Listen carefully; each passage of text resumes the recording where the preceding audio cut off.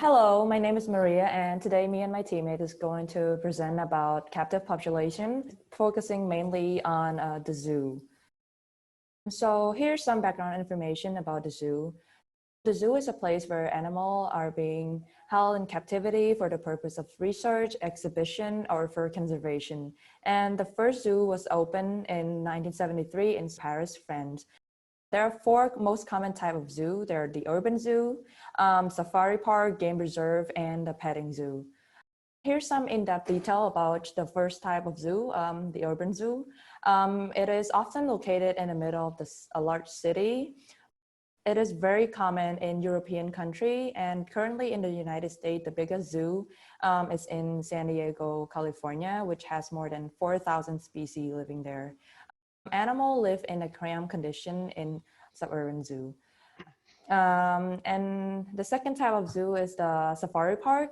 It is often larger than the urban zoo, and it provides animals with a bigger living space. And the cool part about this zoo is that tourists can drive up to see the animal and sometimes even feed them.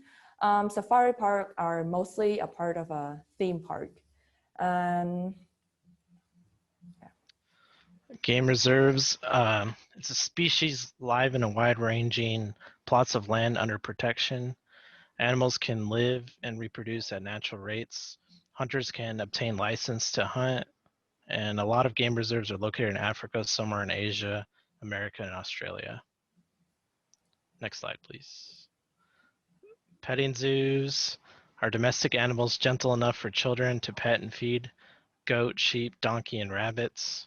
They're usually part of a larger zoo, sometimes mobile and travel with a fare from city to city. Next slide. The zoo and the environment. Modern zoos are meant to educate the public and emphasize conservation.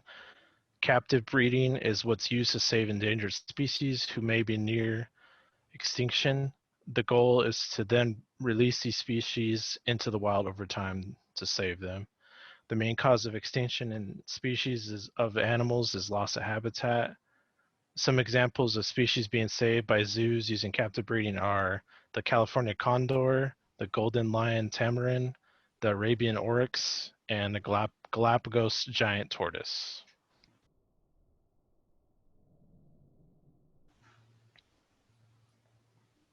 Moving on to animal mistreatment, we have where animals experience zoochosis, which is extreme physical and mental frustration. An example of that is where birds pluck out their own feathers because of how frustrated they are.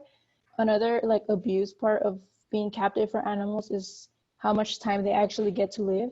So for example, elephants in captivity only average 16.9 years, but while living in the wild, they average 56 years.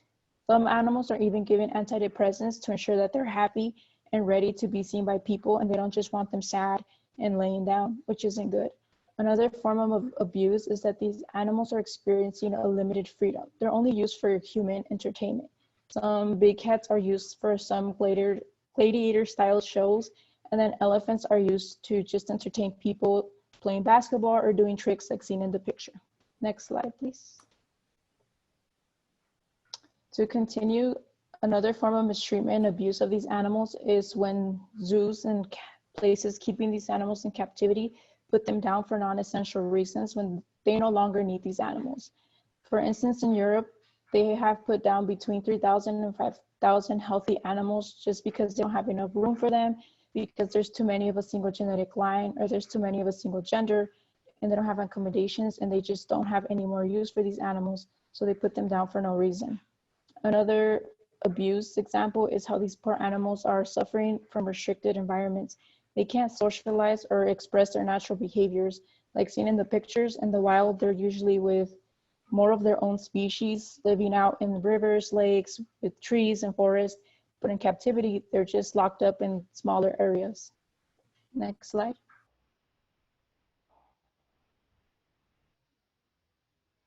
With that all being said, why should Christians care?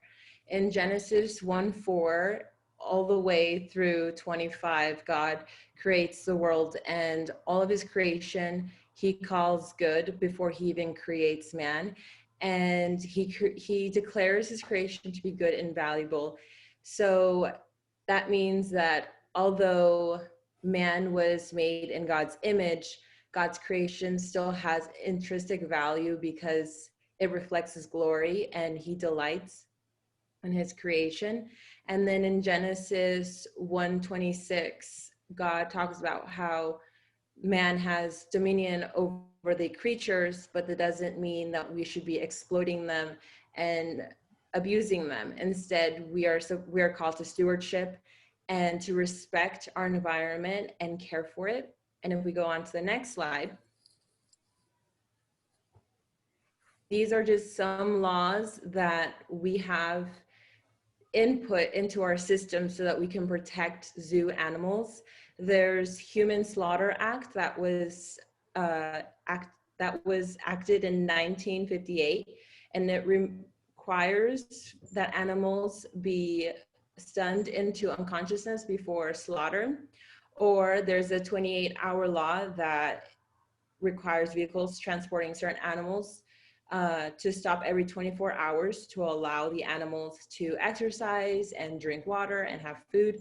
Then there's the Animal Welfare Act, which is just an organization that puts laws out there so that zoos or people who are doing experiments in laboratories make sure that they're treating the animals with respect. Then there's the Legacy Act, which bans illegal wildlife trafficking, prohibits trade in wildlife, and plants that have been illegally taken or possessed or transported or sold. So even though we're just normal citizens, there's still a lot that we can do by protecting our animals and making laws to ensure their safety.